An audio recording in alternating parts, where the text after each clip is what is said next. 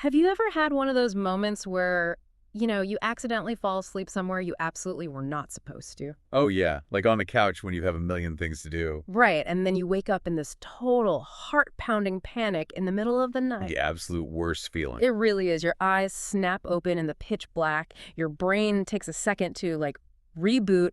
And then the sheer weight of reality just drops right on your chest. You realize you've missed a crucial deadline. Yeah, your phone is probably blowing up. Exactly. Or you've slept right through an alarm and you have to scramble to fix it. I mean, we've all experienced that jarring collision, right?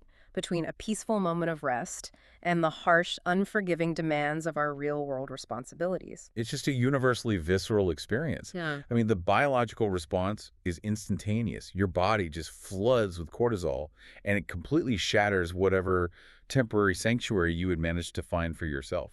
Well, keep that exact feeling of shattered sanctuary in mind because that tension is really the beating heart of our deep dive today.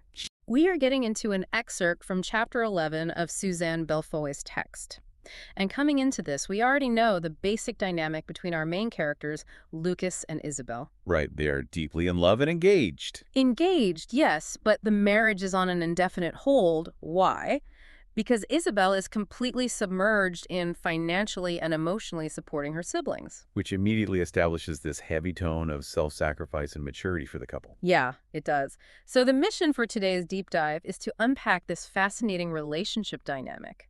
We're going to explore how the author balances these heavy themes of familial duty with the joyful, lighthearted thrill of romance. And what stands out right away here is how Lucas actually navigates this delay. Because the default assumption in this kind of narrative is that the partner waiting in the wings, which is Lucas here, would grow resentful. Right. He has the resources. He wants to start his life. Exactly.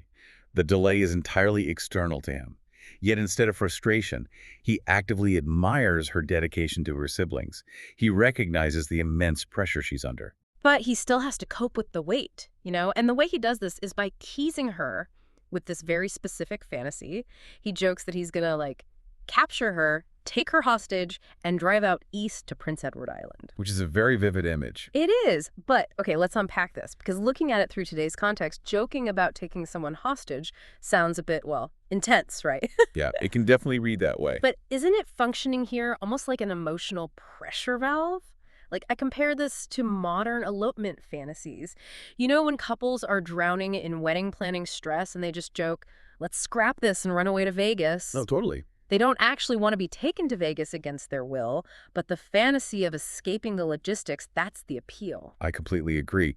What's fascinating here is the vivid sensory details Lucas uses to construct this PEI fantasy. It's not just a generic getaway. He gets really specific. He does. He talks about the red sand, the luscious green fields, the picturesque lighthouses. He is offering her this mental landscape of freedom and scenic beauty. Right, which is the total opposite of her real life. Exactly. It's in stark contrast to the heavy burdens she carries at home. He's giving her a mental vacation where her responsibilities physically cannot reach her. And that desire for a sanctuary doesn't just stay a daydream. We see the story transition from fantasy to reality when Lucas picks Isabelle up from work on a late summer afternoon. Right, his parents are away. Yeah, they've gone to visit his Uncle Joe in Toronto. So Lucas surprises Isabelle with a home-cooked meal, and he finishes it off with this apple pie his mother baked that morning. And this connects directly to the fantasy beat we just talked about. Since they literally cannot run away to PEI, Lucas brings the sanctuary to her. That's a great way to put it. And what I found really charming about this is how much Isabelle actually enjoys washing the dishes with Lucas afterward. It's such a mundane thing. It is. But she marvels at how this chore feels like a sneak preview of married life. And for you, the listener, I think this is just a great reminder that intimacy is often built right there in the kitchen sink, not just on grand vacations. Well, because the context of the labor has shifted. At her house, chores are a grim duty. Here, it's shared partnership. Yeah, it's voluntary, and that restorative energy carries right over into what they do next. They took a walk in the forest with Lucas's dog, Lassie. Lassie, yes. And they get into this playful game of hide and seek. Lassie is fetching sticks, and Lucas playfully catches Isabelle, and then he carves Lucas and Isabelle Forever into a big oak tree. From a psychological standpoint, this outdoor sequence is really a return to innocence. Isabelle is a young woman who had to grow up way too fast. Too much responsibility too early. Right. And here, In the woods, she gets to play. She actually tells Lucas that he makes her feel worthy, which is a feeling she says she hasn't really experienced before. That's such a heavy word choice. Worthy. It is, because Lucas's protective, playful presence acts as a direct antidote to Isabelle's usual life of dutiful service. He's valuing her just for existing, not for what she can do for others. So following the sunset, they head back to the farmhouse, and Isabelle starts admiring the decor, which leads Lucas to reveal his family's artistic legacy. This is a really crucial transition in the chapter. Yeah, he explains that his mother inherited her eye for design from his grandfather Duval. And grandfather Duval used to paint freehand designs on horse carriages. Which is such a specific, enduring form of art. It really is. And it's interesting because just as Lucas carved their names in wood to leave, like a permanent mark of their love out in the forest, he now wants to show Isabelle the permanent marks left by his own family. It's all about legacy. Exactly. So he shows her this specific painting his grandfather did just before he died, which was before Lucas was even born. It depicts this summer forest with a family in a horse-drawn carriage. Right. There's a man driving, the wife holding an infant, and a boy and a girl in the back. Yeah, very idyllic. And if we connect this to the bigger picture, the heavy symbolism here is undeniable. This painting isn't just art. It's a generational blueprint. A blueprint? How so? Well, grandfather Duval knew his daughter was pregnant with Lucas when he painted it. He was anticipating this future family joy. Oh, wow. Right. And if you contrast this with Isabelle's family dynamic, it's night and day. Lucas comes from this legacy of artistic expression and celebrated arrivals. Whereas Isabelle comes from just pure stress and survival mode. Exactly. And she is fascinated by this painting because it's so incredibly different from her own background. It shows her what healthy domesticity can look like. And they get so enveloped by this, looking at family albums and feeling safe, that the emotional intimacy just peaks. They actually fall asleep together in Lucas's bedroom. The sanctuary works a little too well. It really does. Which brings us right to that Cinderella moment. The 3 a.m. panic we talked about at the start of the deep dive. Lucas wakes up in an absolute panic. Because the comfort of that family legacy just lulled them into this false sense of security. Completely. And the sudden intrusion of reality is jarring. I mean, the frantic energy of this scene is palpable. Lucas is whispering in a panic. Isabelle realizes she missed her midnight curfew by 3 hours, and they're strategically planning how to sneak into her house past her parents, whose room is upstairs in the back. It's highly stressful. But here's where it gets really interesting. It's like a reverse Cinderella story. Instead of the magic ending at midnight, they slept right through the alarm. They turned this wholesome afternoon into an illicit, heart-pounding getaway in Lucas's car. And it really highlights something important about Isabelle's home life.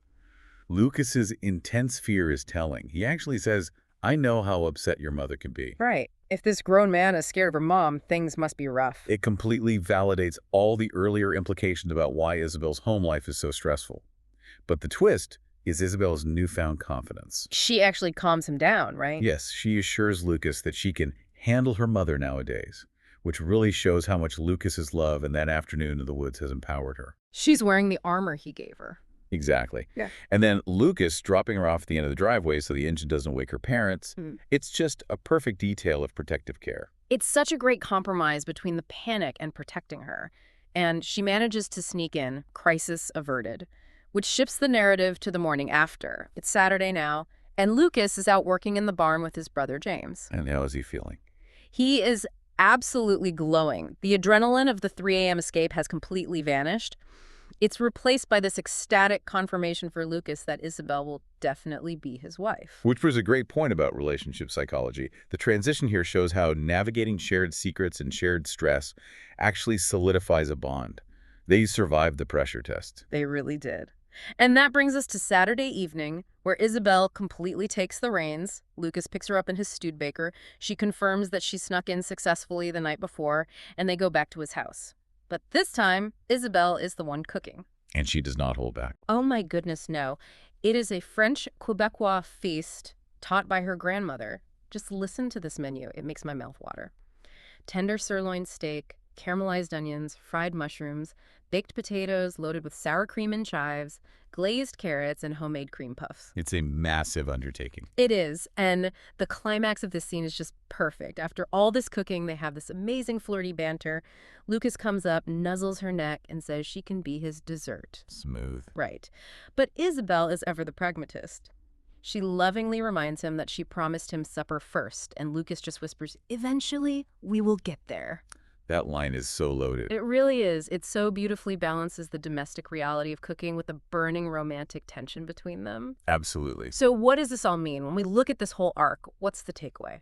I think to synthesize this deep dive, we have to recognize that this chapter is basically a masterclass in contrasting heavy familial obligation with the lightness of true partnership. Yeah. From the PEI fantasies and the historical carriage paintings to the 3 a.m. driveway drop-offs and that massive French-Canadian steak dinner, the author is showing us that a successful relationship is really about finding sanctuary in each other. While still respecting those outside forces, right? Like her family. Exactly. You can't just ignore the real world, but you can build a safe space within it. And for you listening, I think whether you're navigating your own heavy family expectations right now, or you're just trying to find time for a simple home-cooked meal with a partner, there is a universal truth here about balancing duty with joy. We all need that sanctuary. We do. And it leaves us with a final thought to mull over, which I think is really profound. Let's hear it. So Isabelle's deep sense of duty to her siblings is what delays their marriage. Yeah, it's the main obstacle. But it's also the exact trait that Lucas admires most in her. So consider your own life. How often are the traits that cause friction or delay in our personal timelines the very same qualities that make us worthy of deep, lasting respect from the people who love us? Wow.